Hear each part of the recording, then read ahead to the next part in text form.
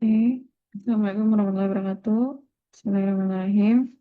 Selamat malam rekan-rekan mahasiswa. Eh, apa kabar semua? Apakah suara saya terdengar? Baik, Bu. Terdengar Bu, Terdengar jelas, Bu. dengan jawabannya Bu. Oke. Eh, karena sudah jam 20:01, jam 8:01, maka saya mulai aja ya untuk rekan-rekan dari kelompok 4 yang hari ini akan presentasi. Saya berikan waktu dan layarnya untuk kalian presentasi. Mungkin MC-nya siapa?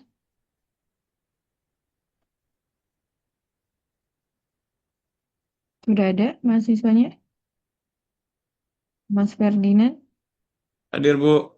Mas Ferdinand jadi MC-nya, moderator. Ya, saya membuka Oke, materinya, Bu. oke, siap.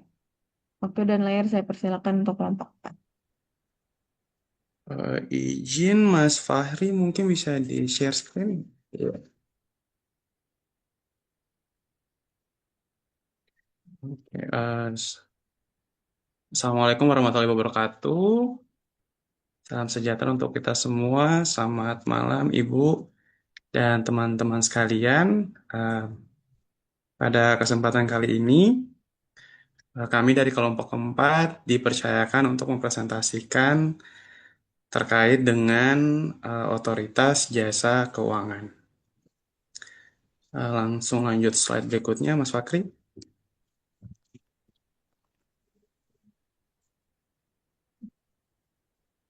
Lanjut slide berikutnya, Mas.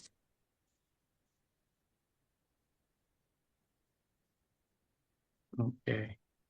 Nah, di sini izinkan saya memperkenalkan eh, anggota dari kelompok keempat. Ada Pak Manggolo Sanyori, Nabia Swita Guci, Made Ayu Budiani, Nadia Putri, Muhammad Arif Asari, Muhammad Vicky Odenti, Nurlaili Fitria, Herlin Fahik, Nasya Nurfitria, Iqbal Mahendra, Muhammad Kolil Anas, Pradipta Mirsa, Muhammad Dava Naufal, Gerhard, Gani Rama Febrianti, Muhammad Lutfi Asis, Helena Aprilia Ica Umami, Ismaliana Farhan Ferdiana, Hero Irwansah Tripurna, Marina Krisnadewi, Lisa Arifin, Kevin Alpianor, Putu Arundati Dharma Patni, kemudian Muhammad Ervan Farahi, Komala Marsha Parahita, Puji Hastuti, Katrunada Mufida, Nurmawati, Heru Kurnia, Fakri Hamzah, Ilham Naufal Adani, saya sendiri Ferdinand David Melatunan, dan Luna Gracia Krista Ginting. Selanjutnya Mas Fahri. Nah, pada kesempatan kali ini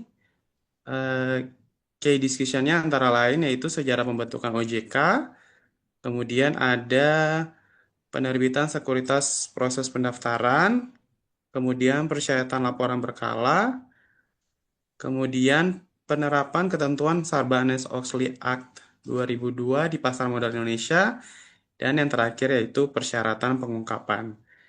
Nah, yang pertama-tama di sini saya akan menjelaskan tentang apa itu OJK, kemudian dasar hukum pembentukan serta tugas dan fungsinya.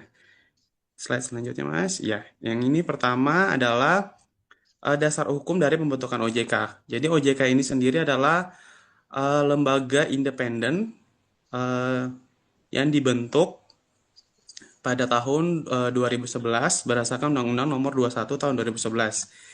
Jadi undang-undang ini menyatakan bahwa OJK adalah lembaga yang independen dan bebas dari campur tangan pihak lain dalam melaksanakan tugasnya. Nah, namun seiring perkembangan zaman dan munculnya fenomena ekonomi digital, payung hukum ini diperkuat dengan Undang-Undang Nomor 4 Tahun 2023 tentang pengembangan dan penguatan sektor keuangan. Nah, reformasi undang-undang ini memberikan wewenang kepada OJK untuk mengawasi sektor keuangan yang semakin kompleks termasuk dalamnya itu yaitu aset kripto dan inovasi teknologi finansial lainnya. Selanjutnya itu tugas dan kewenangan dari OJK. Jadi saya jelaskan dulu ini fungsi OJK itu adalah yang paling pertama menyelenggarakan sistem pengaturan dan pengawasan yang terintegrasi terhadap keseluruhan kegiatan di dalam sektor jasa keuangan. Nah, Bapak Ibu dan teman-teman sekalian, kalau mengakses websitenya OJK di www.ojk.go.id, di situ OJK menjelaskan bahwa mereka menyelenggarakan tiga fungsi utama. Yang pertama yaitu menyelenggarakan sistem pengaturan dan pengawasan yang terintegrasi terhadap keseluruhan kegiatan di sektor jasa keuangan. Kemudian yang kedua, OJK memelihara stabilitas sistem keuangan secara aktif sesuai dengan Harus sesuai kewenangannya. bukunya kemarin tuh. Lupa dua. Dan yang terakhir, ketiga, memberikan perlindungan terhadap konsumen dan masyarakat. Nah, sebelum adanya OJK, pengawasan dilakukan secara terpisah. Misalnya, lembaga bank itu diawasi oleh Bank Indonesia. Kemudian, lembaga seperti pasar modal itu diawasi oleh Badan Pengawas Pasar Modal dan Lembaga Keuangan. Nah, kini OJK mengintegrasikan pengawasan tersebut agar tidak ada celah hukum dalam industri keuangan yang saling terhubung. Kemudian kita lanjut ke tugas dari OJK. Jadi berdasarkan mandat dari undang-undang, OJK memiliki tugas untuk melakukan pengaturan dan pengawasan terhadap kegiatan jasa keuangan di tiga pilar utama ditambah satu pilar baru. Apa saja pilarnya? Yang pertama yaitu pada sektor perbankan, OJK memastikan bahwa bank tersebut sehat dan liquid. Kemudian pada sektor pasar modal, ini mengawasi emiten, bursa efek, dan manajer investasi. Kemudian selanjutnya yaitu pada sektor peransuransian, dana pensiun, dan lembaga pembiayaan, OJK melindungi dana pemegang polis dan pensiunan, serta satu pilar baru yaitu inovasi pada teknologi sektor keuangan dan aset keuangan digital, di mana pada undang-undang yang tadi saya sebutkan itu reformasinya, OJK bertugas untuk mengawasi financial teknologi atau fintech dan kripto. Selain itu, selain pada pengawasan institusi, OJK juga bertujuan agar seluruh kegiatan jasa keuangan terselenggara secara teratur, adil, transparan, dan akuntabel, kemudian mampu mewujudkan sistem keuangan yang tumbuh secara berkelanjutan dan stabil, kemudian yang terakhir dan yang paling penting adalah mampu melindungi kepentingan konsumen dan masyarakat melalui edukasi dan penanganan pengaduan. Nah, jadi bisa dikatakan di sini bahwa OJK adalah wasit sekaligus pelindung dalam ekosistem keuangan di negara Indonesia. Nah, dengan dasar hukum yang kuat dan fungsi yang terintegrasi, OJK memastikan bahwa setiap rupiah yang kita simpan atau investasikan di lembaga keuangan berada dalam pengawasan yang ketat. Demikian dari saya. Selanjutnya untuk lini masa operasional akan disampaikan oleh teman saya Arudan. Terima kasih. Baik, terima kasih. Izin melanjutkan presentasinya terkait dengan lini masa operasional dari OJK. Setelah Undang-Undang Nomor 21 Tahun 2011 disahkan, kemudian Presiden saat itu yaitu Susilo Bambang Yudhoyono menetapkan 9 anggota Dewan Komisioner Otoritas Jasa Keuangan pada tanggal 16 Juli 2012. Anggota Dewan Komisioner OJK tersebut juga termasuk 2 anggota komisioner ex officio dari Kementerian Keuangan dan juga Bank Indonesia. Nah, setelah itu, pada tanggal 15 Agustus 2012, dibentuklah Tim Transisi Otoritas Jasa Keuangan tahap 1 untuk membantu Dewan Komisioner Otoritas Jasa Keuangan dalam melaksanakan tugas selama masa transisi tersebut. Nah, kemudian barulah dimulai dari tanggal 31 Desember 2012, OJK ini secara efektif beroperasi dengan cakupan tugas pengawasan pasar modal dan industri keuangan non-bank. Kemudian, pada tanggal 18 Maret 2013 dibentuk juga tim transisi OJK tahap 2 untuk membantu Dewan Komisioner Otoritas Jasa Keuangan dalam pelaksanaan pengalihan fungsi, tugas dan wewenang pengaturan dan pengawasan perbankan dari Bank Indonesia. Kemudian selanjutnya, per 31 Desember 2013, pengawasan perbankan sepenuhnya beralih dari Bank Indonesia ke Otoritas Jasa Keuangan yang sekaligus menandai dimulainya operasional OJK secara penuh. Kemudian perluasan fungsi pengawasan industri keuangan non-bank pada 1 Januari 2015, OJK ini memulai pengaturan dan pengawasan lembaga keuangan mikro atau disebut dengan LKM. Baik, mungkin sekian dari saya, akan dilanjutkan oleh rekan saya.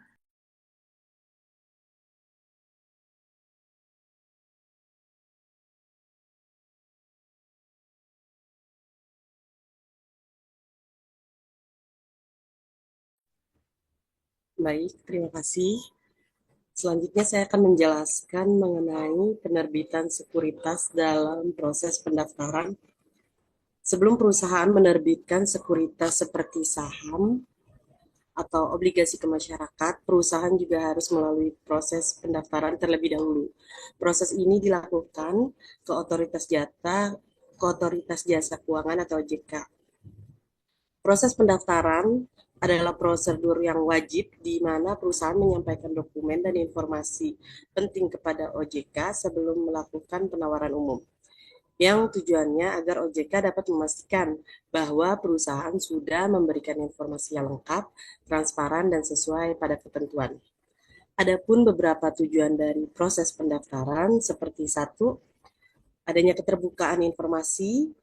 Perusahaan wajib menyampaikan seluruh informasi yang penting seperti kondisi keuangan dan kegiatan usaha melalui dokumen prospektus. Dengan adanya prospektus, investor juga dapat mengetahui kondisi perusahaan secara jelas sebelum memutuskan untuk berinvestasi. Kemudian ada juga persetujuan OJK. Tujuan kedua ini memperoleh pernyataan efektif dari OJK yang menjadi syarat utama karena tanpa persetujuan OJK, perusahaan belum diperbolehkan melakukan penawaran umum. Kemudian tujuan yang ketiga adalah perlindungan investor. Dengan melalui proses pendaftaran, OJK telah menelaah informasi yang disampaikan perusahaan agar investor dapat mengambil keputusan investasi secara rasional dan melogika. Baik, untuk ketentuan regulasi akan dijelaskan oleh teman saya, Mas Ervan, silakan. Baik, terima kasih. Selanjutnya akan saya jelaskan terkait regulasi yang menaungi atau sebagai dasar tentang proses pendaftaran.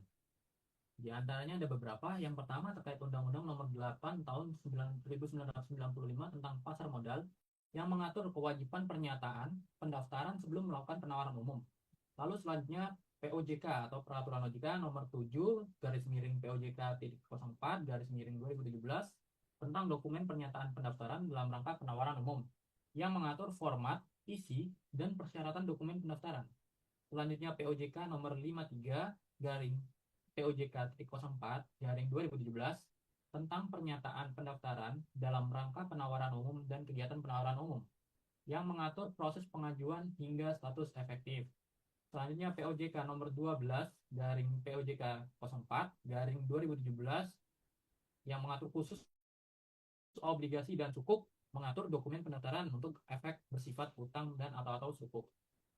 Dan yang terakhir adalah Peraturan BEI, Rule IA and IB, persyaratan tambahan untuk listing di Bursa Efek Indonesia. Selanjutnya ada pihak-pihak yang terlibat dalam proses pendaftaran efek di pasar modal Indonesia. Proses pendaftaran dalam rangka penawaran umum, terutama initial public offering atau IPO, merupakan tahapan krusial yang melibatkan berbagai pihak dengan peran masing-masing. Di antaranya adalah yang pertama emiten atau issuer sebagai penggerak utama proses IPO. Emiten adalah perusahaan yang berniat melakukan penawaran saham atau efek lainnya kepada masyarakat luas melalui pasar modal. Dalam konteks ini, emiten bertindak sebagai pihak utama yang menginisiasi proses pendaftaran ke OJK. Tanggung jawab emiten sangat luas, meliputi menyusun dan mengajukan dokumen pendaftaran, bertanggung jawab atas kebenaran, memenuhi persyaratan, serta berkolaborasi. Selanjutnya ada penjamin emisi efek atau underwriter pelaku mitra strategis dalam penjualan saham. Underwriter ini adalah perusahaan sekuritas yang ditunjuk oleh emiten untuk memfasilitasi proses IPO. Peran mereka sangat strategis dengan fungsi sebagai berikut: membantu menyusun prospektus, melakukan due diligence, menetapkan harga saham, menjamin pemasaran saham, dan bertanggung jawab bersama emiten. Selanjutnya adalah OJK sendiri sebagai regulator dengan tugas yaitu memastikan dokumen pendaftaran telah lengkap dan memenuhi syarat formal serta menerima kenyataan efektif. Dan yang selanjutnya adalah Bursa Efek Indonesia atau BEI sebagai penyelenggara pasar dan penilai kelayakan listing dengan peran menilai kelayakan teknis dan operasional, melakukan listing verification, serta menjadi wadah perdagangan saham. Dan selanjutnya ada profesi penunjang selaku pilar keadilan dan independensi. Contoh-contoh antaranya adalah auditor, konsultan hukum, appraiser, serta notaris. Lalu di slide selanjutnya terdapat beberapa mekanisme proses pendaftaran. Yang pertama, persiapan internal dari emiten itu sendiri. Selanjutnya adalah penunjukan pihak profesional, dilanjutkan penyusunan dokumen pendaftaran, pengajuan ke OJK, evaluasi dan komunikasi dengan OJK, pernyataan pendaftaran menjadi efektif, serta yang terakhir penawaran umum dan pencatatan listing. Mungkin itu dari saya, akan dilanjutkan oleh rekan saya. Terima kasih.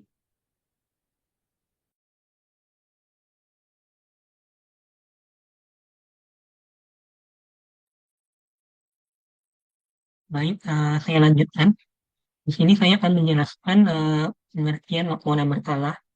Laporan berkala adalah laporan informasi keuangan yang wajib disampaikan oleh emiten untuk perusahaan publik kepada otoritas jasa keuangan dan bursa efek dalam periode tertentu. Dalam hal ini, laporan berkala wajib disampaikan kepada OJK sebagai otoritas pengawasan sektor jasa keuangan serta Bursa Efek Indonesia sebagai penyelenggara pengawas perdagangan efek. Penyampaian laporan kepada kedua lembaga ini merupakan bagian dari mekanisme pengawasan dan pengendalian pasar modal.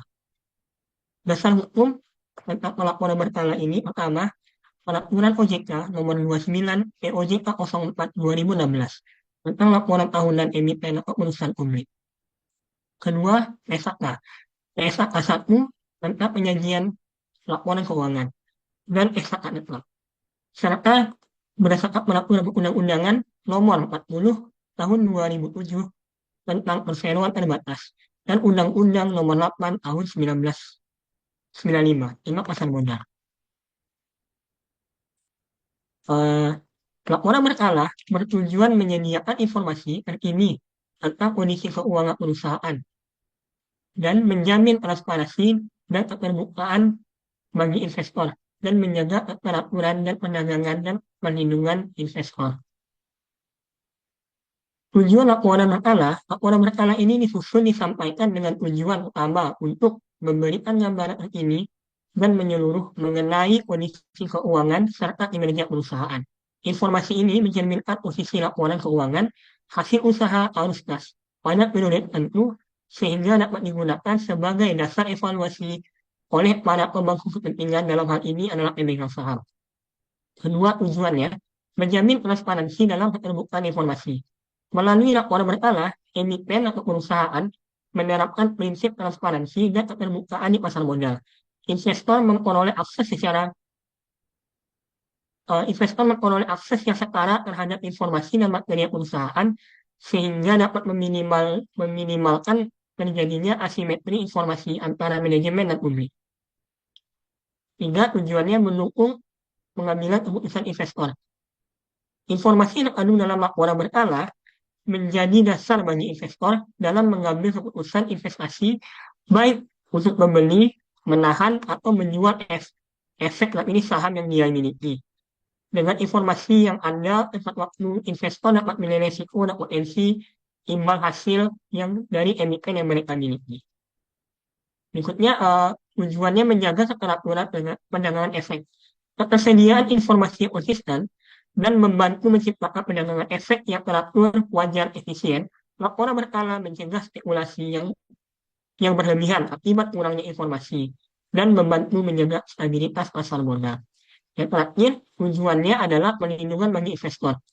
Dengan adanya kewajiban menyampaikan laporan berkala, investor memperoleh perlindungan dari praktik yang dapat merugikan, seperti menyembunyikan informasi atau penyampaian informasi yang menyesatkan. Hal ini memperkuat kepercayaan publik atas pasar modal dan meningkatkan kualitas tata kelola perusahaan. Next, slide 8. Berikut saya jelaskan ini ada jenis-jenis laporan berkala yang disampaikan oleh para emiten. Pertama, laporan keuangan audited. Laporan keuangan audited merupakan laporan keuangan yang paling utama dan krusial bagi emiten atau perusahaan publik karena menggambarkan kondisi keuangan kinerja perusahaan secara menyeluruh. Selama 1 tahun buku. Laporan ini menjadi sumber utama informasi bagi regulator, investor, dan pemangku kepentingan lainnya untuk menilai kesehatan keuangan, kinerja operasional, serta keberlanjutan usaha perusahaan.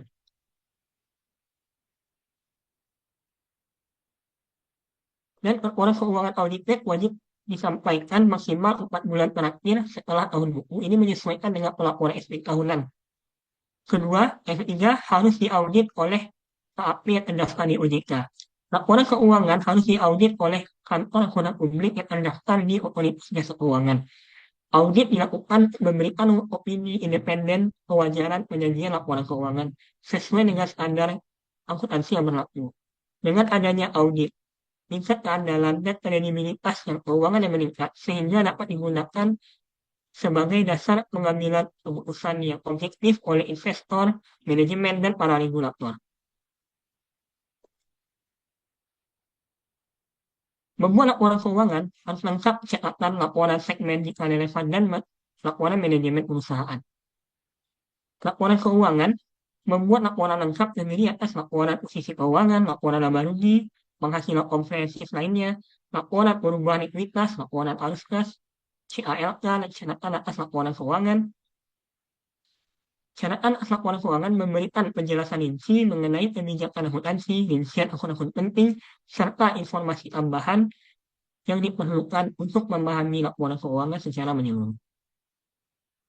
Selain itu, apabila perusahaan memiliki lebih dari satu segmen usaha atau wilayah operasional yang signifikan, laporan ini membuat laporan segmen memberikan gambaran kinerja masing-masing segmen usaha sehingga investor dapat menilai kontribusi dan risiko setiap segmen terhadap kinerja perusahaan secara keseluruhan.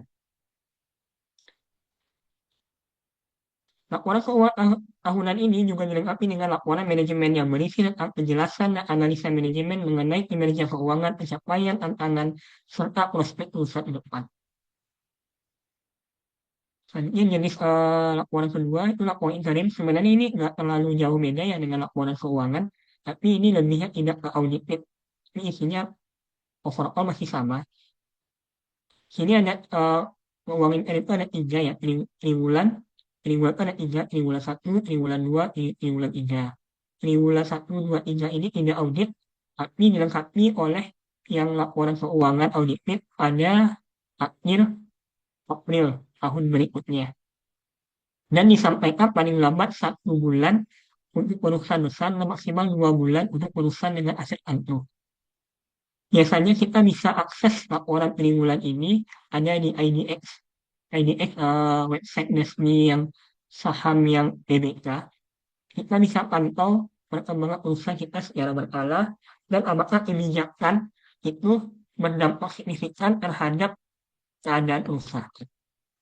Terakhir ada laporan tahunan atau annual report. Laporan tahunan atau annual report merupakan laporan komprehensif yang disusun oleh perusahaan memberikan gambaran menyeluruh mengenai kinerja, kondisi keuangan, tata kelola, arah strategi perusahaan dalam 1 tahun. Laporan ini menjadi media akuntabilitas dan transparansi kepada pemangku kepentingan. Dalam hal ini, pemegang saham, regulator, kreditur, investor, publik, dan pemerintah. Dan laporan ini harus disampaikan maksimal 4 bulan setelah tahun buku berakhir, berisi dan laporan annual ini berisi proses perusahaan, analisa manajemen, GCG, laporan direksi komisaris, serta laporan keuangan yang telah diaudit seperti yang pada awal tadi. Di sini kita bedah sedikit isi dari laporan annual report. Pertama ada profil perusahaan. Biasanya berisi informasi dari perusahaan antara lain sejarah dan latar belakang perusahaan, visi misi, kegiatan usaha utama, struktur organisasi, kepemilikan saham, dan afiliasi. Serta informasi anak perusahaan dan cabang. Tujuannya memberikan gambaran identitas dan karakter bisnis dari perusahaan. Kedua, analisis pembahasan manajemen. Bagian ini menjelaskan kinerja operasional dan keuangan selama tahun berjalan, faktor internal dan eksternal yang mempengaruhi kinerja, perbandingan dengan tahun sebelumnya, tantangan dan risiko, serta strategi mitigasi tantangan risiko tersebut, prospek usaha rencana ke depan. Ini berguna sebagai sudut pandang manajemen dalam menjelaskan angka-angka keuangan. Ketiga, tata kelola perusahaan atau good governance, GCG. Membuat struktur dan mekanisme tata kelola tugas dan tanggung jawab direksi dan komisaris, komite audit dan pendukung lainnya, sistem pengendali internal, manajemen risiko, dan kepatuhan terhadap peraturan. Tata kelola perusahaan ini bertujuan menunjukkan bahwa perusahaan dikelola secara transparan, akuntabel, dan bertanggung jawab. Yang keempat, berisi tentang laporan direksi yang memuat laporan direksi, pencapaian kinerja, kebijakan strategis, dan tata kelola perusahaan. Dan laporan Dewan Komisaris fungsi pengawasan yang dilakukan oleh Dewan Komisaris terhadap kinerja direksi. Di laporan ini kita menunjukkan adanya check and balances dalam mengelola perusahaan oleh para Dewan Komisaris dan direksi. Yang kelima, berisi tentang laporan keuangan yang telah diaudit, itu telah dijelaskan pada yang awal tadi. Di sini saya menjelaskan sedikit manfaat annual report. Annual report itu adalah media pertanggungjawaban manajemen, dasar pengambilan keputusan investor dan kreditur yang berdasarkan laporan keuangan audited, alat menilai kinerja perusahaan, sarana memenuhi kewajiban regulasi meningkatkan kepercayaan publik. Selanjutnya mengenai komponen akan dijelaskan oleh rekan saya, Mbak Dada. Baik, akan saya lanjutkan. Komponen yang wajib dalam laporan dan persyaratan penyampaian ke Bursa Efek Indonesia. Komponen wajib dalam laporan berkala: 1. Informasi keuangan, 2. Informasi segmen operasi, 3. Pengungkapan material. Untuk persyaratan penyampaian ke Bursa Efek Indonesia, 1. Pelaporan dilakukan melalui SPE OJK dan sistem pelaporan Bursa Efek Indonesia. 2. Pengumuman kepada publik. 3. Jika terlambat menyampaikan laporan berkala, dikenakan sanksi administratif. Selanjutnya, prinsip penyajian laporan berkala. 1. Penyajian wajar. Laporan keuangan menyajikan secara wajar posisi keuangan, kinerja keuangan, dan arus kas suatu entitas. Kepatuhan terhadap SAK. Entitas harus membuat pernyataan eksplisit dan tanpa kecuali tentang kepatuhan terhadap SAK. Kelangsungan usaha. Manajemen membuat penilaian atas kemampuan entitas melanjutkan kelangsungan usahanya. Dasar akrual. Entitas menyusun laporan keuangan atas dasar akrual kecuali laporan arus kas. Baik, selanjutnya akan dibantu dengan teman saya.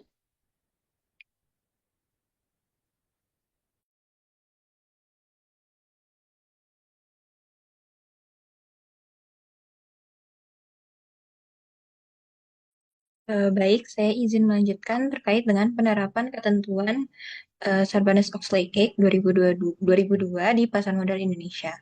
Untuk pengertiannya sendiri, jadi Sarbanes-Oxley itu adalah undang-undang atau hukum federal Amerika Serikat yang mana di dalamnya itu mengatur pelaporan keuangan dan akuntansi perusahaan publik.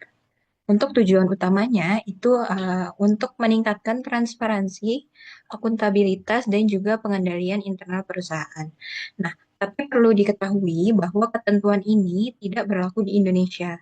Namun ketentuan Sarbanes-Oxley ini masih berlaku untuk perusahaan asing yang terdaftar di Bursa Saham Amerika Serikat, termasuk juga perusahaan Indonesia jika perusahaan tersebut listing di Amerika Serikat. Kemudian untuk latar belakangnya, jadi untuk ketentuan Sarbanes-Oxley ini ditetapkan pada tanggal 30 Juli 2002 dan juga disahkan Kongres Amerika di Chicago, di mana kata Sarbanes-Oxley ini berasal dari dua orang tokoh yaitu Paul Cyprus Sarbanes dan juga Michael Garver Oxley, di mana kedua tokoh tersebut adalah senator di Amerika Serikat. Untuk tujuan dibuatnya ketentuan Sarbanes-Oxley ini adalah untuk meningkatkan kepercayaan publik terhadap pasar modal. Karena pada tahun tersebut banyak sekali skandal akuntansi perusahaan besar yang menyebabkan kerugian besar bagi para investor. Kemudian untuk tujuan dan manfaat, sebenarnya untuk tujuan dan manfaat ini banyak sekali, tapi di dalam isi dari ketentuan Sarbanes-Oxley ini dijelaskan beberapa di antaranya. Yang pertama itu untuk membentuk Public Company Accounting Oversight Board, di mana pembentukan ini dibentuk sebagai pengawas audit. Kemudian yang kedua itu untuk mendorong penguatan pengendalian internal. Kemudian yang ketiga itu untuk manfaat jangka panjangnya. Ini Sarbanes-Oxley ini diharapkan akan menghasilkan laporan yang lebih handal. Kemudian juga transparansi juga meningkat dan juga mengurangi risiko penipuan. Boleh next.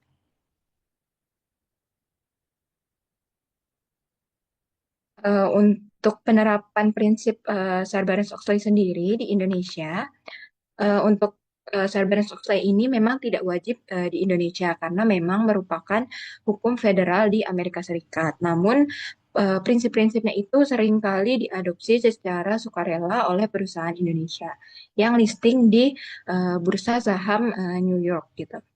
Di mana seperti menjadi anak perusahaan Amerika Serikat atau ingin meningkatkan tata kelola dan juga kredibilitas untuk menarik investor global. Kemudian untuk pasar modal Indonesia sendiri itu diawasi oleh OJK dengan transparansi laporan keuangan sebagai aspek penting untuk menarik investor. Di mana sejak tahun 2012, IAI menerapkan SAK berbasis IFRS guna memperkuat kualitas pelaporan. Meskipun ketentuan Sarbanes-Oxley ini bukan regulasi Indonesia, namun prinsip-prinsipnya itu tetap menjadi rujukan global bagi banyak perusahaan. Kemudian dilanjutkan oleh rekan saya. Baik, selanjutnya untuk bentuk penerapan dan prinsip Sarbanes-Oxley Act di Indonesia ini diadopsi oleh OJK beberapa ketentuannya. Ketentuan yang pertama itu seperti untuk bagian 302 dari Sarbanes-Oxley Act ini terkait sertifikasi CEO dan CFO tanggung jawab pribadi atas laporan keuangan. Di Indonesia sendiri masuk ke dalam atau diserap oleh OJK di peraturan OJK terkait laporan tahunan dan publikasi. Misalnya POJK nomor 32 garing POJK titik 04 garing 2014. Yang berbunyi direksi dan atau komisaris harus menyatakan tanggung jawab atas kebenaran material laporan keuangan dan laporan tahunan. Pernyataan ini seringkali harus ditandatangani oleh direktur utama dan direktur keuangan. Lalu selanjutnya ada independensi komite audit, yaitu komite audit harus 100% memiliki independen dan memiliki financial expert. Di Indonesia sendiri diserap untuk POJK atau peraturan OJK tentang komite audit. Misalnya peraturan OJK nomor 55 garing POJK 04 garing 2015 tentang mewajibkan komite audit untuk terdiri dari anggota dewan komisaris yang independen dan tidak memiliki hubungan istimewa dengan manajemen. Salah satu anggota seringkali disyaratkan memiliki latar belakang akuntansi atau keuangan. Lalu selanjutnya yaitu perlindungan whistleblower, yaitu melindungi karyawan yang melaporkan kecurangan tentang perusahaan. Di Indonesia sendiri diserap dalam Undang-Undang Nomor 31 Tahun 2014 tentang perlindungan saksi dan korban dan regulasi internal perusahaan atau GCG. yaitu regulasi di Indonesia dan pedoman GCG perusahaan publik mendorong perusahaan untuk memiliki sistem whistleblowing yang efektif, seringkali bekerja sama dengan lembaga perlindungan saksi dan korban atau LPSK untuk memberikan perlindungan. Selanjutnya ada pembentukan PCAOB di Sabarnas Soslay X, yaitu badan independen yang mengawasi dan menginspeksi KAP yang mengaudit perusahaan publik. Di Indonesia sendiri diserap dalam pembentukan OJK atau PP3K, PPPK Kementerian Keuangan. OJK mengawasi perusahaan publik dan pasar modal.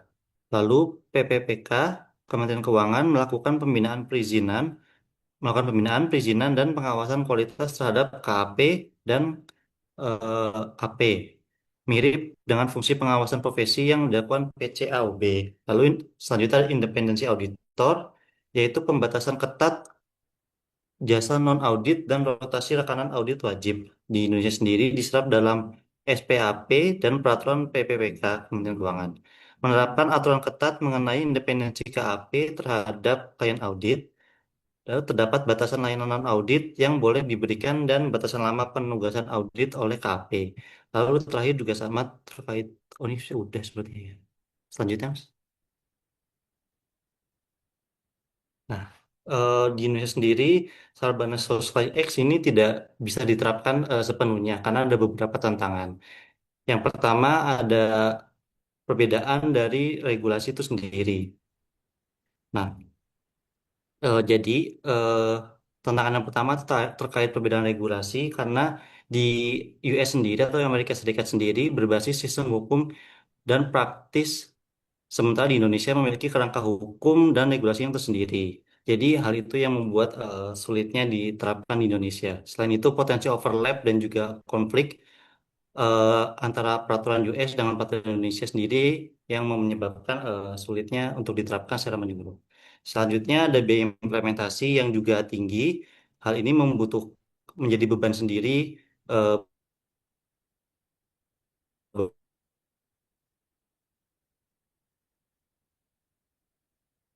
Aku mau yo. bagi perusahaan-perusahaan yang ada di Indonesia. Kekurangan ya Bani, mau minta marah yo kalau kuliah. terkait sumber daya manusia ini sendiri yang terlalu over, lalu dari eh, konflik kepentingan dan juga budaya kerja yang lalu ada enforcement menjadi tantangan di perbedaan di lingkungan bisnis.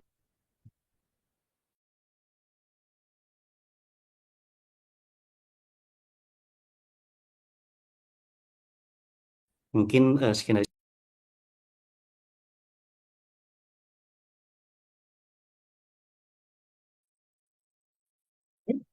Selanjutnya adalah persyaratan pengungkapan, di mana pengungkapan atau disclosure merupakan penyampaian informasi yang relevan, andal, dan bermanfaat dalam laporan keuangan agar pengguna dapat membuat keputusan ekonomi secara tepat. Dalam hal ini adalah investor, kreditur, ataupun regulator. Nah, informasi yang diungkapkan tidak hanya berupa laporan keuangan utama, tapi juga catatan, penjelasan, berupa informasi tambahan mengenai kebijakan dan risiko perusahaan. Nah, di Indonesia, regulasi pengungkapan diatur oleh OJK berdasarkan undang-undang dan peraturan pasar modal. Nah, misalnya definisi dan kewajiban seperti informasi atau fakta material yang tercantum dalam POJK 31-POJK.04-2015 tentang keterbukaan atas informasi atau fakta material oleh emiten atau perusahaan publik.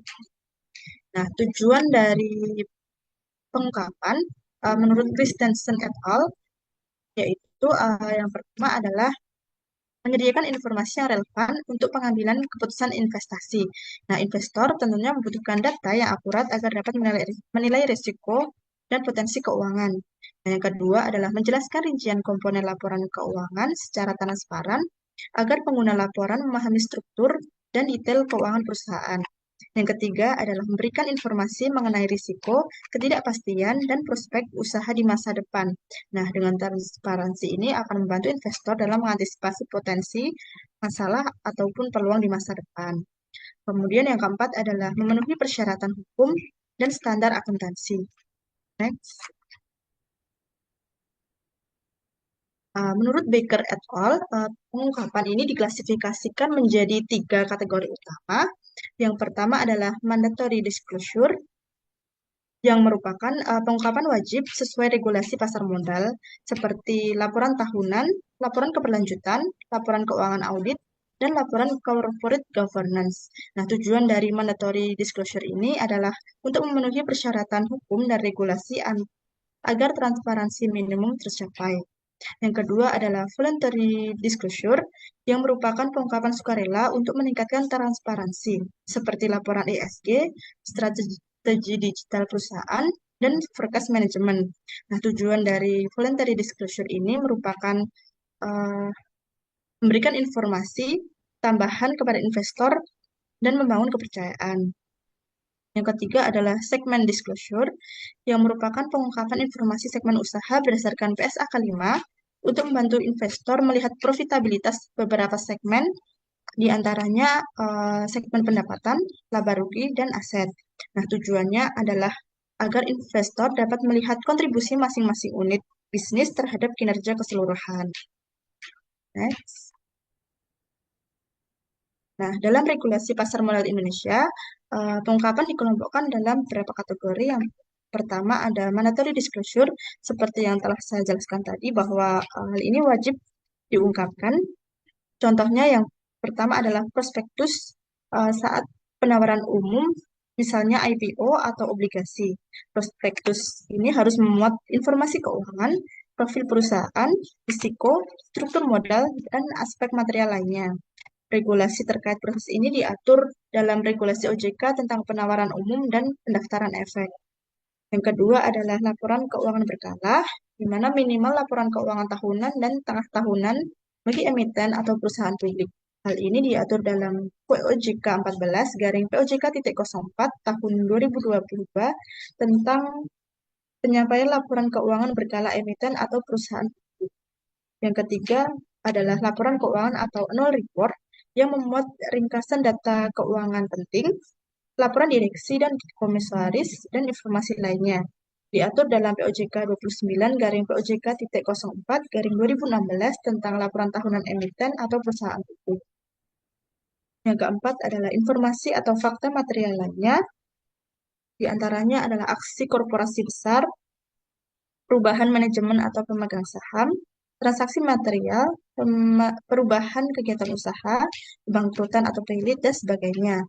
Hal ini diatur dalam POJK 31 tahun 2015.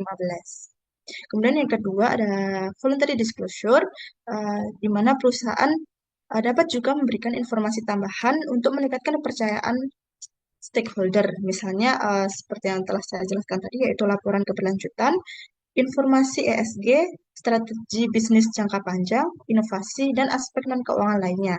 Beberapa pengungkapan keberlanjutan ini sebelumnya bersifat sukarela, namun kini sebagian telah menjadi mandatori berdasarkan POJK 51 tahun 2017 dan roadmap OJK terutama untuk lembaga jasa keuangan dan emiten besar. Selanjutnya akan dijelaskan oleh rekan saya. Persilakan. Melanjutkan pemaparan terkait materi OJK terkait dengan pengungkapan pelaporan berkelanjutan. Mulai dari tahun 2025 sampai 2027, OJK menerapkan kewajiban pelaporan keberlanjutan berdasarkan Peraturan OJK Nomor 51 tahun 2017 serta Peta Jalan OJK terkait Sustainable Finance. Jadi, pada tahun 2024 ke belakang masih bersifat voluntary bagi sebagian besar entitas, tapi sekarang mulai mandatori secara bertahap. Lalu, regulasi OJK mengenai disclosure diatur secara spesifik dalam peraturan OJK, antara lain POJK nomor 31 tahun 2015 terkait dengan keterbukaan fakta material, POJK nomor 14 tahun 2022 terkait dengan laporan keuangan berkala. Kemudian POJK nomor 70 tahun 2017 terkait dengan laporan keuangan emiten. Kemudian POJK nomor 8 tahun 2015 terkait dengan website emiten. POJK 17 nomor 2 POJK nomor 17 tahun 2020 terkait dengan transaksi material. POJK 42 tahun 2020 terkait dengan transaksi afiliasi dan benturan kepentingan. Kemudian POJK 15 tahun 2020 dan POJK nomor 16 tahun 2020 terkait dengan keterbukaan RUPS. Lalu POJK 51 tahun 2017 terkait dengan laporan keberlanjutan. Lalu yang terakhir terkait dengan surat edaran OJK nomor 16 tahun 2021 terkait dengan format prospektus. Kemudian untuk mekanisme pelaporan dan publikasi informasi, ada beberapa poin yang perlu menjadi perhatian, yaitu antara lain yang pertama, emiten atau perusahaan publik harus menyampaikan laporan dan informasi melalui sistem pelaporan elektronik yang dikelola oleh OJK. Kedua, secara umum, setiap kali emiten atau perusahaan publik mengetahui adanya fakta material, yaitu informasi penting yang dapat mempengaruhi keputusan investasi pemodal atau investor atau penilaian harga efek, maka perusahaan wajib segera menyampaikan dan mengumumkan informasi tersebut, di mana batas waktu penyampaian yang ditetapkan adalah paling lambat 2 hari kerja setelah fakta material tersebut diketahui oleh manajemen perusahaan, kecuali untuk aksi korporasi tertentu yang tunduk pada ketentuan waktu khusus di PJOK.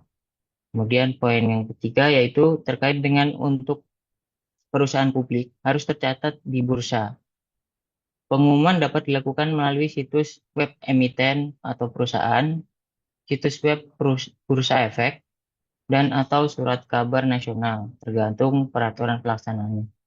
Kemudian, laporan tahunan dan laporan keuangan berkala harus memuat elemen-elemen penting seperti neraca, laporan laba rugi, laporan arus kas, catatan atas laporan keuangan, serta informasi lengkap mengenai struktur manajemen, susunan pengurus, analisis manajemen, dan aspek lain sesuai dengan regulasi. Kemudian,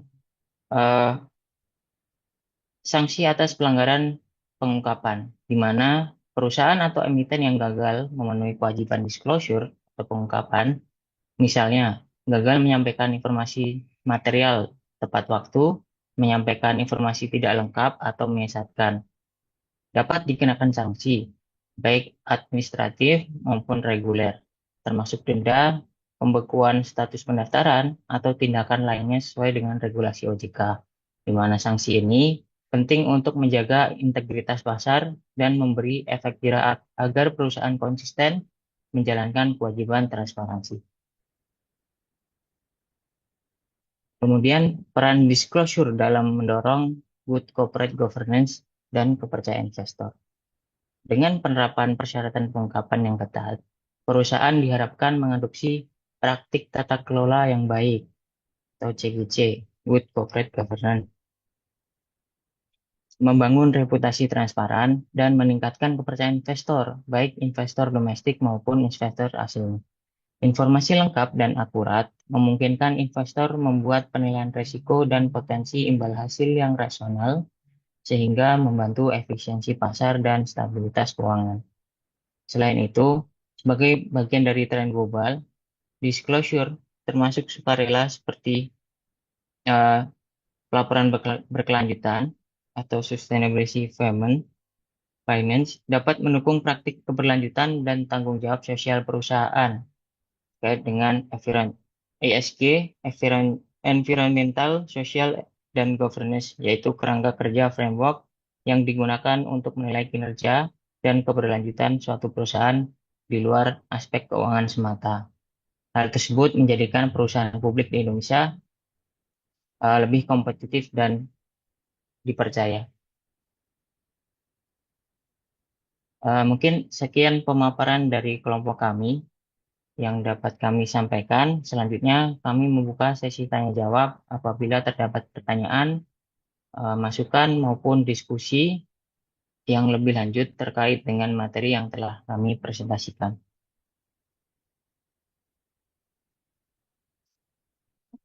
Oke, terima kasih untuk kelompok penyaji, kalau yaitu kelompok 4. Kita beri tepuk tangan dulu atau aplaus untuk rekan-rekan mahasiswa yang tadi sudah presentasi. Oke, mungkin ada teman-teman yang mau bertanya?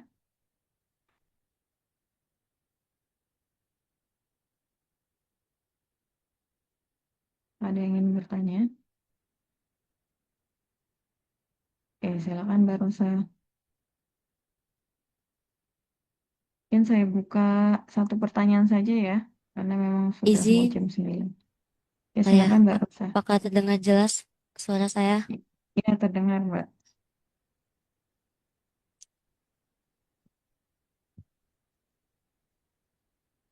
Eh, Silakan Mbak. oh iya, izin bertanya kepada kelompok 4 terkait prinsip SOX tadi ya. Kalau di Indonesia itu berdasarkan prinsip SOX, menurut kalian di manakah yang paling sulit itu untuk diterapkan di Indonesia dan apa saja faktornya yang menghambat penerapan SOX tersebut, misalnya kayak regulasi, budaya organisasi di Indonesia atau biaya implementasinya. Sekian.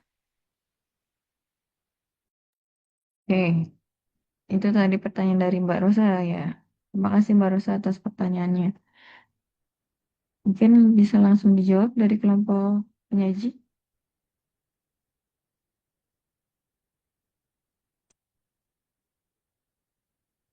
Sebelum itu mungkin sebelah mau ditampung dulu ya, kelompoknya Mas Fahri ya. Ya, siap Ibu. Kami izin untuk diskusi terlebih dahulu. Oke. Nah, sebelum itu saya mungkin menambahkan ya, teman-teman.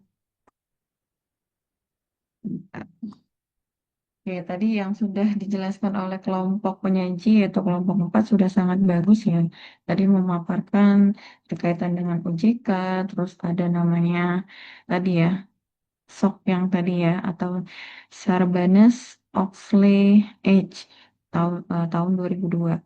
Nah, ini muncul saat mungkin tadi udah dijelasin ya, sepintas sama kelompok penyaji tadi eh ini adalah undang-undang dari Federal Amerika Serikat gitu ya. Tadi pertanyaannya nyambung juga ke Mbak Rosa ya, yang berpengaruh dirancang untuk melindungi investor dengan meningkatkan transparansi, akurasi dan kendala laporan keuangan perusahaan publik. Nah, di sini latar belakangnya si SOC ini muncul adalah ketika ada kasus Enron ya, yang Enron, Welcome, dan Ataico yang sempat booming gitu ya. Skandal-skandal ini menyebabkan kerugian miliaran dolar bagi investor dan meruntuhkan kepercayaan publik terhadap pasar modal. Sehingga ada dua sponsor, yaitu dari Senator Paul Sarbanes dan perwakilannya adalah Michael G. Oxley. Tujuannya adalah untuk mencegah kecurangan, meningkatkan akuntabilitas, melindungi investor, terus independensi auditor gitu ya. Terus tadi ada sectionnya ya, kalau yang dari SOC itu section 302, yaitu berkaitan dengan corporate responsibility. Nah, di sini yang sudah dipaparkan juga oleh kelompok penyaji bahwa CEO dan CFO wajib menandatangani dan menyertifikasi secara pribadi bahwa laporan keuangan akurat dan tidak ada informasi penting yang disembunyikan. Nah, ini relevan dengan peraturan yang apa namanya diterapkan oleh OJK, yaitu POJK 14 tahun 2022, di mana direksi perusahaan publik wajib menandatangani surat pertanggungjawaban atas laporan keuangan berkala. Jika terjadi kesalahan material yang disengaja, direksi dapat dikenai sanksi administratif hingga pidana. Terus yang kedua ada section ke 404 ya, di mana ini bagian dari internal control. Kalau dari SOP mewajibkan manajemen membangun dan melaporkan efektivitas pengendalian internal atas pelaporan keuangan. Nah, sedangkan dari regulasi OJK, OJK melalui berbagai POJK seperti POJK tentang tata kelola emiten, mewajibkan perusahaan melakukan sistem pengendalian internal yang efektif, perusahaan harus menjelaskan sistem pengendalian internal mereka dalam laporan tahunan. Dan yang terakhir tadi ada dua lagi ya, independensi auditor dan komite audit. Nah, di sini melarang auditor eksternal memberikan jasa non audit tertentu seperti konsultasi IT atau pembukuan pada klien audit yang sama untuk menjaga objektivitas. Wajib membentuk komite audit yang independen. Nah, ini relevan dengan peraturan dari POJK 9 tahun 2023 dan POJK 55 tahun 2015. OJK mengatur pembatasan masa kerja akuntan publik atau rotasinya dan kewajiban adanya komite audit yang diketuai oleh komisaris independen. Anggota komite audit juga harus memiliki keahlian di bidang akuntan dan keuangan. Gitu. Terus yang terakhir adalah perlindungan pelapor atau whistleblowing ya. Di sini SOC itu ada di section 806.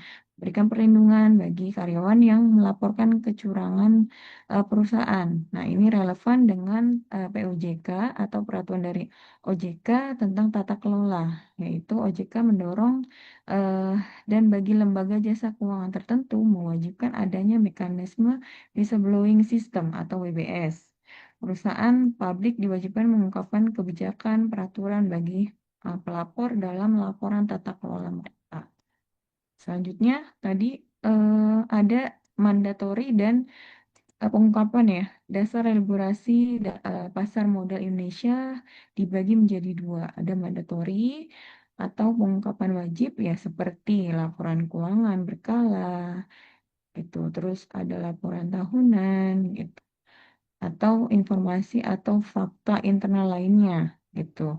Seperti aksi korporasi besar, perubahan manajerial atau pemegang saham, transaksi material, perubahan kegiatan usaha, kebangkrutan atau kepailitan gitu ya. Selain itu ada prospektus pada saat penawaran umum. Nah, sedangkan menurut dari kelompok penyaji ya, ada satu lagi namanya voluntary disclosure atau pengungkapan sukarela. Nah, di sini menyebutkan bahwa bagiannya adalah laporan keberlanjutan atau informasi ESG gitu ya, strategi bisnis jangka panjang, inovasi, dan aspek non-keuangan lainnya. Nah, tapi kalau menurut saya, karena memang kita itu ranahnya udah mulai perusahaan itu sudah mulai digerakkan bukan hanya mencari profit semata gitu ya, harus memikirkan dari triple bottom line, harus ada uh, memikirkan people, planet, terus profitnya gitu ya. Nah, di sini eh, laporan keberlanjutan itu tidak sepenuhnya lagi menjadi bagian eh, pengungkapan sukarela gitu ya, tapi harus menjadi pengungkapan wajib atau mandatory gitu. Nah, ini adalah landasannya ya, berdasarkan POJK nomor 51 garis miring POJK 03 garis miring 2017, laporan keberlanjutan bukan lagi pilihan, melainkan kewajiban hukum bagi LJK atau lembaga jasa keuangan seperti perbankan, asuransi, dana pensiun, dan pembiayaan, emiten, selain itu ada emiten, perusahaan yang efeknya tercatat di bursa ya, jadi yang ada di BI itu sudah seharusnya memaparkan atau mengungkapkan dari laporan keberlanjutan. Terus ada perusahaan publik Penerapan ini dilakukan secara bertahap sejak 2019 dan pada tahun 2025 sampai 2026. Hampir seluruh kategori perusahaan publik dan lembaga keuangan berskala besar sudah jatuh tempo untuk wajib menyampaikan laporan ini gitu. Dan kenapa dulu dianggap voluntary? Nah, sebelum tahun 2017, laporan ini memang bersifat sukarela dan biasanya dilakukan oleh perusahaan hanya untuk meningkatkan citra atau memenuhi standar global, ya seperti standar GRI gitu ya. Namun untuk meningkatkan transparansi risiko lingkungan dan sosial yang ESG tadi, ya kan, OJK mengubah statusnya menjadi wajib. Itu apalagi kan memang pergeserannya adalah ketika ada peraturan yang memang Indonesia ikut serta dalam net zero emission ya, gitu. Jadi eh, peraturan green green finance itu bisa merubah dari tadi yang voluntary menjadi mandatory. Gitu ya mungkin ya dari kelompok tambahan saya ada untuk kelompok penyaji yaitu kelompok 4. Mungkin pertanyaan dari Mbak Rosa bisa langsung dijawab aja, Mas. Izin menjawab Ibu dan teman-teman sekalian. Menurut apakah suara saya kedengaran? Terdengar. Terdengar. Terima kasih. Menurut kelompok kami, mungkin bagian yang paling sulit diterapkan di Indonesia itu adalah bagian 404 atau Section 404 dari penerapan si Sarbanes-Oxley ini. Kenapa? Karena seperti yang kita ketahui bahwa prinsip SOX ini di bagian 404 itu adalah internal control over financial reporting, yang artinya SOX itu lebih mementingkan pengendalian internal daripada pelaporan keuangannya. Nah, di mana artinya itu manajemen itu wajib menilai efektivitas pengendalian internal, terus harus ada auditor eksternal yang memberikan opini independen atas laporan internal kontrolnya. Terus yang terakhir itu dokumentasi, baik itu proses, resiko, kontrol, itu harus sangat rinci dan sangat teruji. Sedangkan yang kita tahu di Indonesia itu masih sangat sulit dilakukan karena prosesnya itu belum terdokumentasi dengan baik. Misal SOP-nya itu belum tertulis di suatu perusahaan atau belum dilakukan, kalaupun misalnya tertulis, belum dilakukan dengan baik. Terus bukti pengecekan terhadap suatu proses kerja itu terkadang belum ada dan lain-lain. Nah, yang kedua, pengendalian harus terus dilakukan. Nah, jadi kita tuh nggak bisa hanya buat SOP lalu dijalankan dan sudah selesai. Harus ada kontrol untuk pengujian berkala dan biasanya butuh tim khusus untuk menjalankan pengujian tersebut. Nah, yang terakhir, tentu seperti tadi yang sudah dijelaskan oleh teman-teman saya bahwa penerapannya itu membutuhkan biaya yang mahal. Tantangan di Indonesia itu ada biaya yang harus dikeluarkan gitu untuk patuh terhadap section tersebut. Nah, supaya patuh pada section itu, kita itu membutuhkan konsultan, terus membutuhkan sistem IT yang memadai, membutuhkan audit tambahan, dan tentu saja membutuhkan karyawan yang banyak melakukan dokumentasi proses. Nah, banyak perusahaan yang masih berpikir, jika usahanya berjalan dengan baik, maka tidak membutuhkan hal-hal tersebut. Seperti itu. Mungkin itu jawaban dari kelompok kami. Apabila ada tambahan dari teman-teman, dipersilahkan.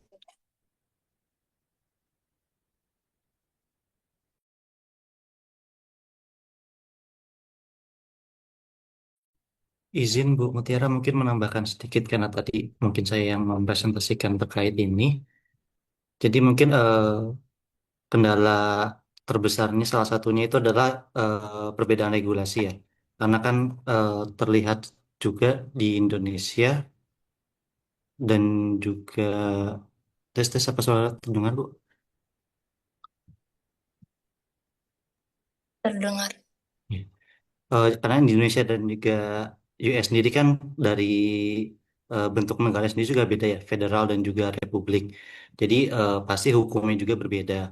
Hasil tidak semuanya Sarbanes Oxley Act ini atau SOX ini dapat diterapkan di Indonesia seperti itu. Jadi dari awal yang juga sudah sulit dan juga pasti ke bawahnya juga semakin sulit. Seperti itu mungkin Bu. Terima kasih. Oke, sama-sama. Gimana Mbak Rosa untuk Rosa atau Rosi tidak orang Rosa? Rosa ini ya, penyanyi Rosa. Oke, Heh, Mbak Rosa gimana? Gimana Mbak Rosa? iya Bu, Apakah sudah terjawab? terjawab Bu, jelas. Terima Oke, kasih kelompok 4. ya. Tadi berarti dari section berapa yang sulit Mbak? 404 ya? Ya, Ibu. Ya, pernah dicoba juga ya, tapi memang eh, dicoba pernah dialami oleh PT Telkom ya saat awal listing di bursa AES itu, tapi dia memang mengalami lonjakan biaya operasional dan administrasi yang sangat signifikan sehingga memang hal ini eh, dianggap sangat sulit ya untuk diterapkan dari penerapan si SOX ini ke penerapan POJK POJK tentang tata kelola. Gitu ya, Mbak Rosa ya. Oke, good Mbak Rosa untuk pertanyaannya. Oke, mungkin ada lagi yang mau ditanyakan, teman-teman? Oke, karena sudah tidak ada, Bu Muti gimana sih? Tadi katanya satu, tapi nanya lagi. Ya udah, oke, karena udah jam 9 ya, teman-teman ya. Saya rasa hari ini saya cukupkan. Hari ini Alhamdulillah nggak cukup banyak ya tadi pemaparannya juga. Slide-nya juga eh, nggak banyak, tapi mencakup semua gitu ya. Oke, terakhir kita sesi foto. Jadi nanti, oh ya, untuk tugas kan sudah saya berikan ya, teman-teman silakan dikerjakan. Terus UTS juga, karena memang kami ini lagi ngurus untuk wisuda ya. Wisuda kan nanti untuk senior-senior kalian itu kan di tanggal 18. Jadi prodi itu agak ribet ya di ikut sertakan menjadi panitia gitu ya.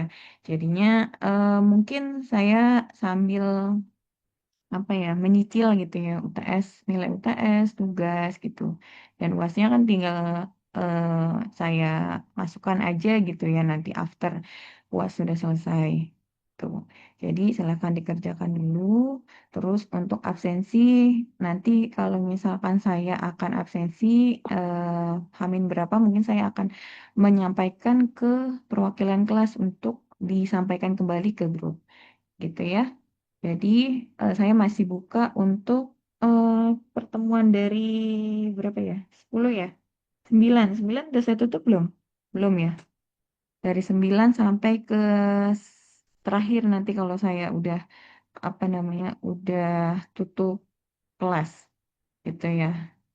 Atau ingin absen di apa pertemuan keberapa nanti itu masih saya buka kesempatan.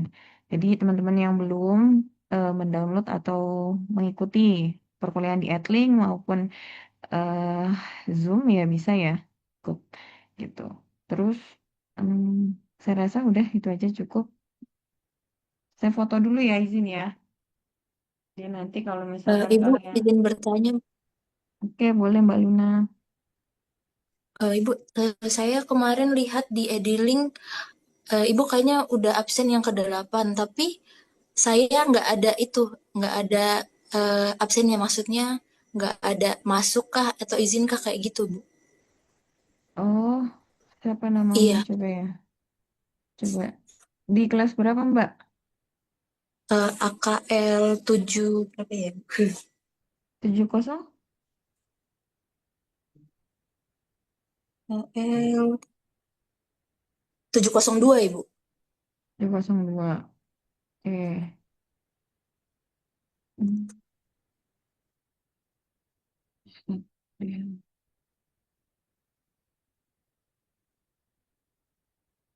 Mbak Luna ya? Hmm. Iya, Pembelajaran. 8 memang baru saya tutup ya, belum saya absen. Jadi yang saya absen adalah mahasiswa yang memang mengumpulkan UTS-nya gitu. oh, ya baik, Ibu. Mbak Luna ini masuk Luna Gracia. Iya Ibu, tapi kalau di ini saya itu udah finish tapi nggak ada tulisan attend-nya gitu sih Ibu. Saya Oh, cuma tanya aja Ibu. Iya. iya, kenapa ya? Udah tanya ke IT belum? Belum sih Ibu. Oh, saya kira Mas ini itu dari ibunya. Nanti kalau Lagi gitu saya kalau tanya dari ke IT-nya Ibu. nih kamu eh, saya screenshot ya. Ya, satu, dua, ya. Nanti buat bukti. Mbak, saya kirim di chat. Ya, Mbak, nanti di save kamu kirim ke IT, tanya, Mbak, saya kan sama dosen saya udah di absen ya, tapi kok saya nggak masuk gitu.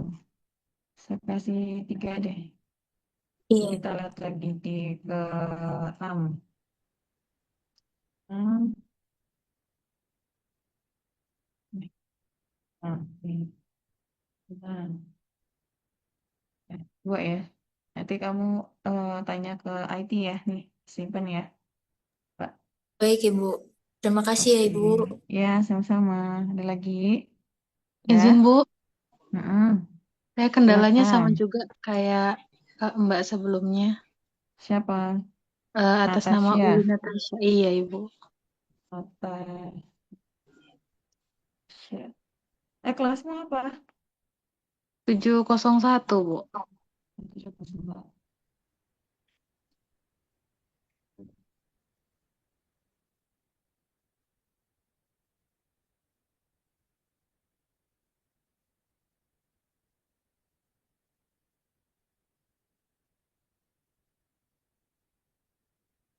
Uli Natasha. Bukan. Oh iya benar. Iya, iya benar Ibu. Uli Natasha. Oke, Mbak Uli. Bentar, Mbak.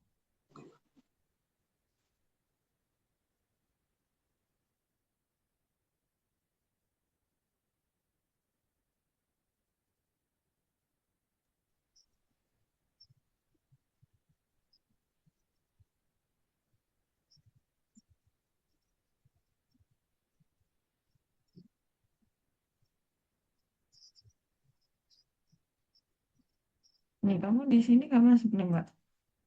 6. Iya Bu, itu juga kemarin bingung sih Bu. Seingat saya sudah isi ini, sudah langsung download materinya. Iya, di rekapan saya pas kemarin itu harus nyari lagi sih. Coba ya 5 ya. Ntar coba saya cek, cross cek di itu saya. Saya nggak bisa klik laporan karena di sini kan yang terbaru nih. Baik, Bu. Mending. Terima kasih Nah, Bu. iya, nih coba nih. Kamu yang belum ada sama sekali, eh, yang belum ada yang pertemuan berapa? Yang Yang sesi belum kerekap. 8 Bu sama sekali juga belum. Oh, lah. Aman. Iya. Sesi 8. Sama yang sesi berapa ya? Ada satu yang tulisannya alfa sih Bu, yang sebentar. Nah, itu tadi mungkin sesi ke-7. 6. Ini kan 5 nih. Sesi 8 belum saya. Nih, 8 nih. Coba ya, teman-teman. Nih, baru saya tutup. Baru saya Oh, masukin nih. Oh, oh yang 6 Bu, ntar, yang iya, apa ya? ntar kelihatannya gini nih. Nih, coba nih. Nah, UTS. Nih, saya contohin satu kelas ya.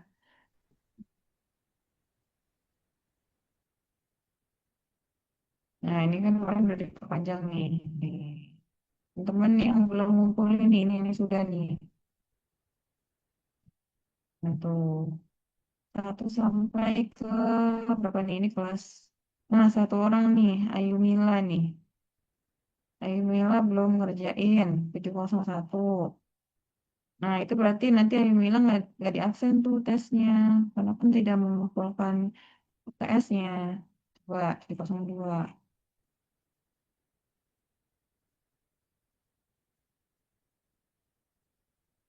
02 yang nggak ngumpulin berarti tidak diabsen. Dan sesi 8 adalah Ani Rosita. Udah rajin-rajin ya nih, 79 per 80. Terus 704. 704, coba 4.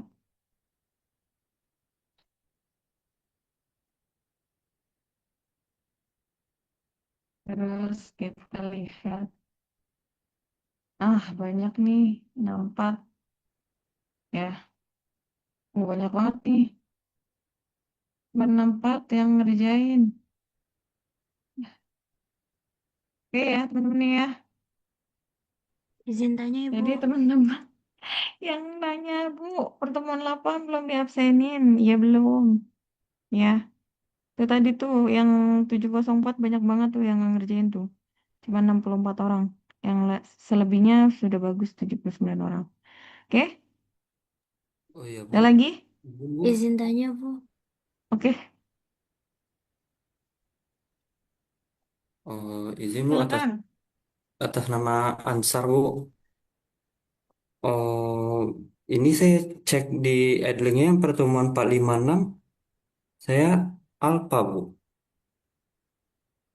Kalau untuk Kelasmu berapa? kelas 702, 701 Bu. 01. Hmm.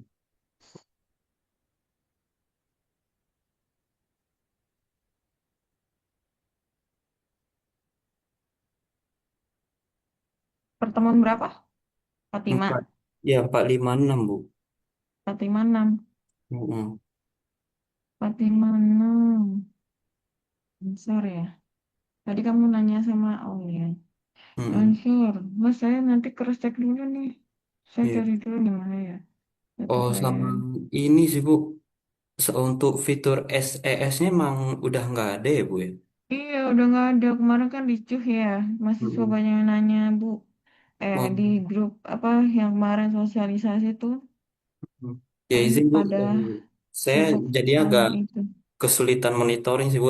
Kadang saya suka lupa udah download file materinya atau belum. Jadi kadang udah diulang-ulang kan. Jadi nggak tahu yang udah ke progress tuh yang pertemuan berapa gitu. Biasanya kan kalau ada SES kan ada itunya ya, progresnya ya. Ketahuan persentasenya ya. Iya, cuman kan kemarin gara-gara kok berturun naik turun lagi ya Bu, turun lagi ya Bu gitu. Padahal kemarin saya udah itu. Makanya dari adminnya benar-benar dihilangin Mas.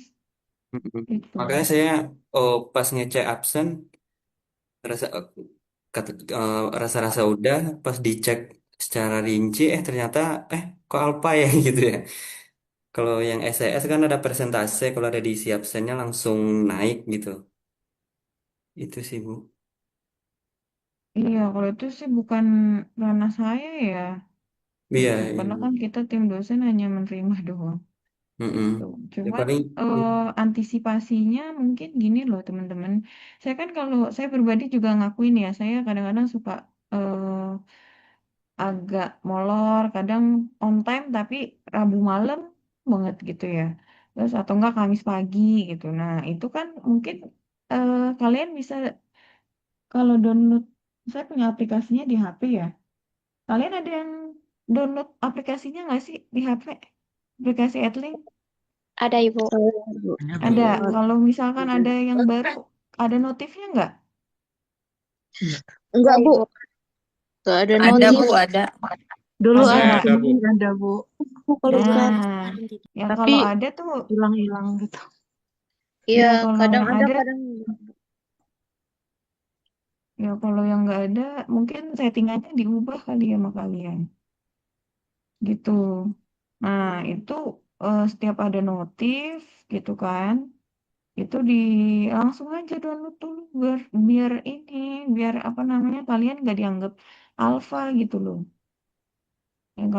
Kalau kelas saya inget deh, pasti kalau nggak Rabu malam ya saya sih kayaknya saya jarang ya kalau Rabu agak-agak pagi ya. Ini Rabunya Rabu malam banget atau Kamis pagi gitu. Kemarin sempet tuh yang pas liburan itu benar-benar kelupaan gara-gara ngerjain apa gitu kan penelitian, terus kelupaan gitu. Jadinya diingetin sama ketua kelas, Bu, belum ada materinya. Oh iya. Kalau kelas saya gitu antisipasinya, inget-inget aja. Terus kalau misalkan memang belum materinya saya kirim, kalian ingetin di grup atau enggak ke perwakilan kelas gitu. Jadi Bu, Mbak, kalau ingetin Bu Muti belum kasih materi gitu. Saya mau download gitu. Jadi paling antisipasinya gitu ya teman-teman ya. Selain dari tadi di-download aplikasinya yang Adlin tadi, terus kalian kalau ada notif langsung di-download dulu. Jadi kerekap tuh di situ gitu ya. Mas Ansor ya. Nanti saya cross check lagi di rekotan saya nih. Saya perlu cari lagi untuk yang kelas 701 ya. Itu. Iya. Karena memang hmm, karena ya gitu,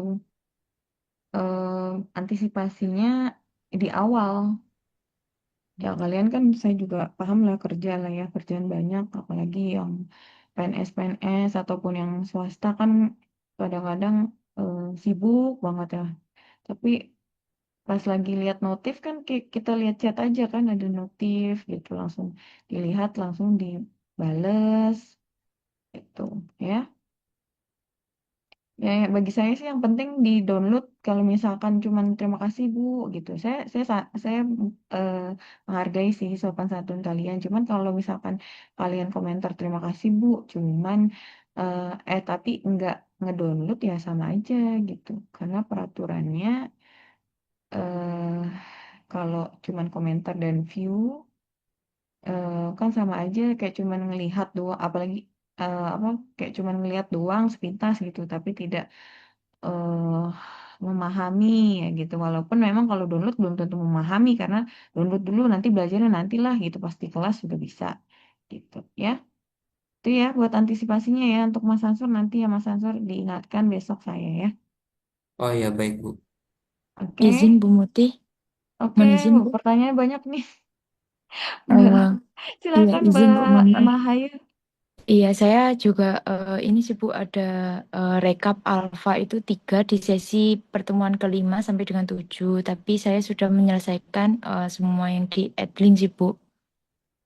Iya, nah jadi gini, kan kemarin saya juga bilang ya sama teman-teman, saya rasa teman-teman perwakilan kelas itu sangat eh, apa ya, informatif juga ke kalian. Jadi kalau misalkan saya mau absen, mau tutup kelas kan saya selalu bilang.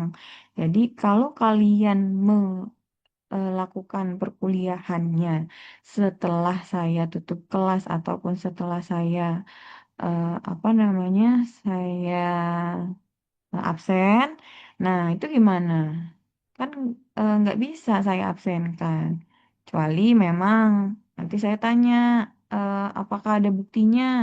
Misalkan di kalau download itu kan di laptop ada kelihatan tanggalnya tuh, tanggal ngedownloadnya kan. Nah, itu kalian share apa? SS-in ke saya gitu. Nah, itu bisa jadi bukti gitu ya. Nanti kirimin aja ke saya Mbak Mahayu sama Mbak Mas Ansor ya untuk buktinya. Nanti kalau misalkan dari rekapan saya ternyata kalian berdua memang alfa ya, tapi ada buktinya ya udah saya tetap saya ubah dari alfa ke masuk gitu. Mbak Mahayu dari kelas berapa? 70 berapa? 701 Bu. Iya. Oke, sama. Kayak gitu ya. Terus Mbak Rizky Saputri, silakan Mbak Rizky. Izin Bu untuk yang misal masuk kelasnya lewat link yang di-share di WA bukan yang di Adlink itu Iya, mempengaruhi jangan. kehadiran ya Ibu. Iya, jangan ya Soalnya Mbak.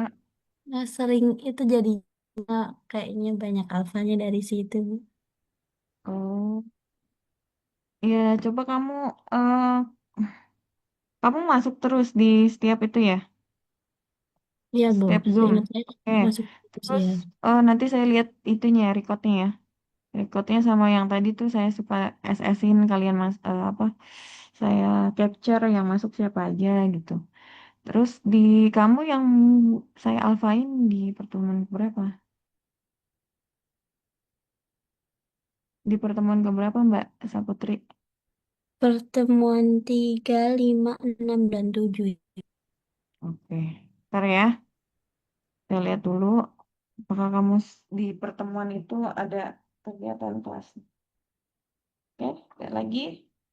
Mas Heru, silakan Mas Heru.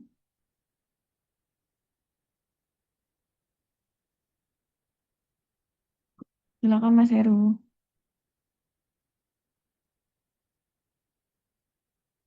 Mas Heru atau Mbak Dian, silakan Mbak Dian. Ya, Bu. Ya, ya Mas Heru silakan. Iya, Sorry, Bu. silakan. Ini berarti yang pertemuan 8 masih belum absen ya, Bu ya? Belum. Ya. Kalau saya sih yang 1 sampai 7-nya udah, tapi yang 8-nya belum, mau mastiin aja, Bu. Yang 8-nya berarti memang Iya, belum ya, Bu ya? iya 8-nya belum. Nanti ya. Itu aja, Bu. Oke.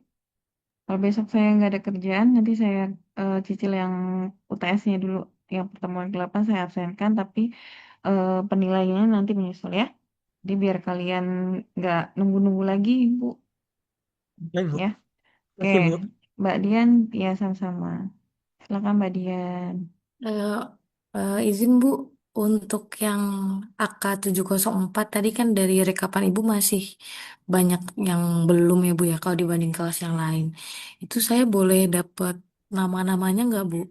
Terus kalau misalkan, saya kan rencananya mau japri mereka satu-satu nih Bu, karena kalau dari grup sendiri itu dari 80 yang harusnya ada itu di grup tuh masih 55 orang Bu. Saya udah sempat announce juga di Adlink, tapi memang hanya segitu yang ter-reach out maksud saya Bu. Jadi kalau misalkan teman-teman 704 yang tadi di rekapan Ibu belum submit, eh, kalau diperkenankan saya mau minta namanya, lalu apakah mereka masih boleh Bu untuk mengumpulkan UTS-nya gitu Bu?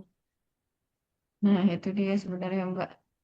Berarti artinya mereka apa ya? Saya entahlah saya nggak paham ya. Maksudnya se-urgent ini loh nilai UTS gitu ya. Tapi dia mengabaikan gitu ya. Jadi saya berterima kasih ke Mbak Dian karena memang niatnya baik gitu ya sebagai ketua perwakilan kelas ya. Kamu ya. Iya betul Bu. Oke. Boleh. Tapi gimana ya untuk penilaiannya ya? Karena memang kan kemarin udah 2 minggu, ditambah lagi seminggu gitu ya. Terus mereka juga nggak ada woro-woro nanya ke saya, Bu, saya belum ngumpulin UTS gitu. Nanti kalau udah di akhir nih, pas udah pengumpulan nilai terakhir UAS, baru pada datang. Gitu. Mahasiswa jeleknya kayak gitu kadang-kadang. Jadi kadang-kadang tidak menghargai dari dosennya, terus tiba-tiba ujuk-ujuk datang gitu. Ya, tapi saya bijaksana ya. Eh, saya mungkin boleh saya kasih listnya, Mbak Dian silahkan untuk chat pribadi. Mungkin nanti saya kasih listnya sama sekalian kasih nomornya, tanyain komitmennya seperti apa untuk mengumpulkan UTS-nya. Tapi nilai UTS-nya saya tidak bisa berikan nilai yang maksimal, minimal nilainya 70% gitu ya. Oke baik Gitu Bu, aja terima Mbak. kasih banyak Bu. Siap Ya, Bu, jadi nanti biar saya adil sampaikan Bu. sama yang lain, karena Siap. yang lain kan saya lihat di sini ada yang dari tanggal 3 Desember udah ngumpulin. Hmm.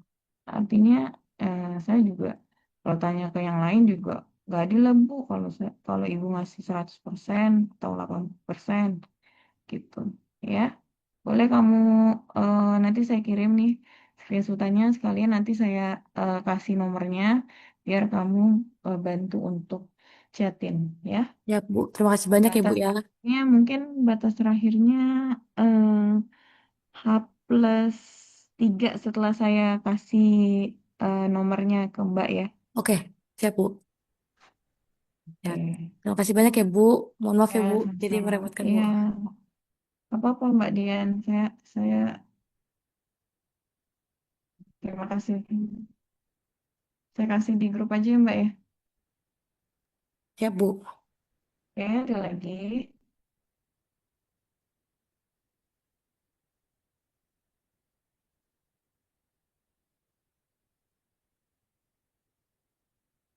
mahasiswa-mahasiswa yang kayak kalian tuh yang rajin gitu ya, yang aware gitu.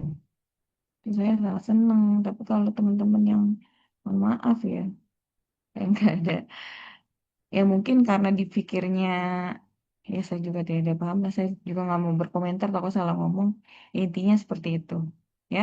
Oke, saya akhiri kelas hari ini. Tadi saya sudah screenshot siapa saja yang datang. Jadi eh, cukup hari ini udah 9:30. Assalamualaikum warahmatullahi wabarakatuh. Waalaikumsalam Ibu, warahmatullahi wabarakatuh. terima kasih Terima banyak kasih, Bu. Bu. Waalaikumsalam. Terima kasih, Bu. Ya, sama-sama. Izin pamit ya, Bu. Terima Ya. kasih, Bu.